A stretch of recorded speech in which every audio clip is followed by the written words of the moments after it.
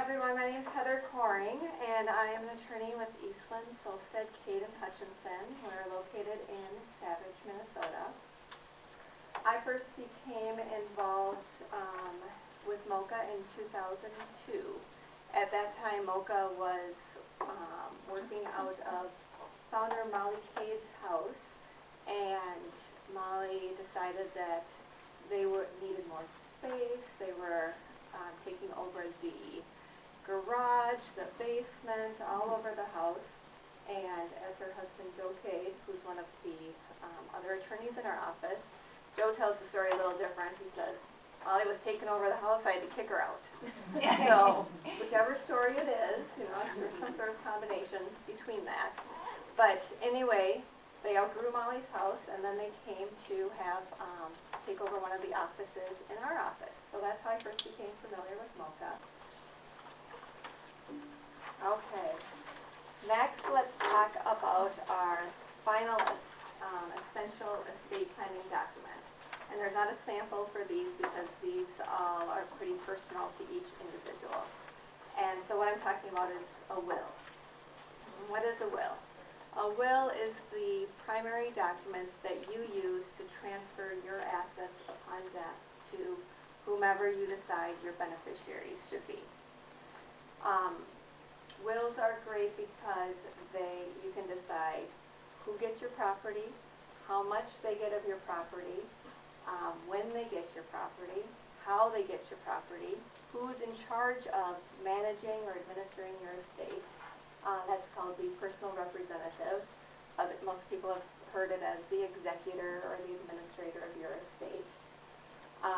And also with the will, you have the potential for reducing estate taxes on your estate, if that's an issue. A will, once you put it in place, it remains valid until you change it, you revoke it, you destroy it, you prepare a new will, which then automatically revokes the previous will.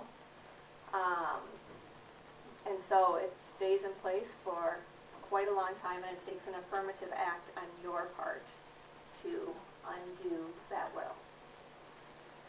In order to have a valid will, there are a couple of requirements. You must be 18 or older, and you must be of sound mind. And the sound mind can be kind of a scale that goes in and out and stuff like that. So, generally we ask a few questions and make sure that you're competent, but you really just need to be competent when you sign that will and when you execute it. So, it has to be in writing, and it has to be signed, and it has to be witnessed by two individuals. Those are the simple formalities that it takes to make a valid will. Let's go over a couple of types of the most common wills. So one of the most common wills is what we refer to as a simple will. A simple will is one in which you say, who should get my property and who should be the personal representative of your estate. And people who do simple wills have no minor children, and they have their children or adults. They want to give everything to their spouse, or if not to their spouse, then to their adult children. And there's no estate tax issues that come into play that we want to take advantage of any estate tax savings options and such. So it's a pretty straightforward scenario. The other type of will that is pretty common is what's called a contingent trust will. And a contingent trust will is like a simple will in that you're setting forth who's going to receive your estate, who you want to be the personal representative of your estate. But the flip side with this is that generally you have minor children involved, and you say, everything goes to my spouse. If not to my spouse, then it goes into a trust for my children, which is why we call it a contingent trust will. That way you can say, you can put some controls on when your children get assets, what the ages are, what the requirements are, what the terms are. You can put some strings on it and such. Without putting a trust in place for your minor children, then what happens is your minor children get your without a trust, your minor children would get your asset. It goes into, think of it as a court frozen savings account until their 18th birthday.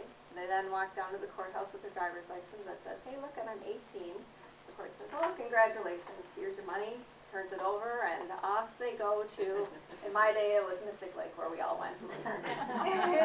So most people say, oh, that's not a good idea, that's not my preference. So they go with the contingent trust will as the option because they can put some strings on it and say, you can't go to Mystic, you can just use it for your health, your education, your maintenance and support. I want to help you out and, use it for college, and when you're 25 or 27 or 30, whatever the age that you think is appropriate, then you can have your money. So there's some nice strings that you can put on it. And also in the contingent trust wills, because we're generally talking about minor children, is that you set forth who you want to be your guardian of that minor child or children in the event that you're not there. So that's a very important thing to put in place as well.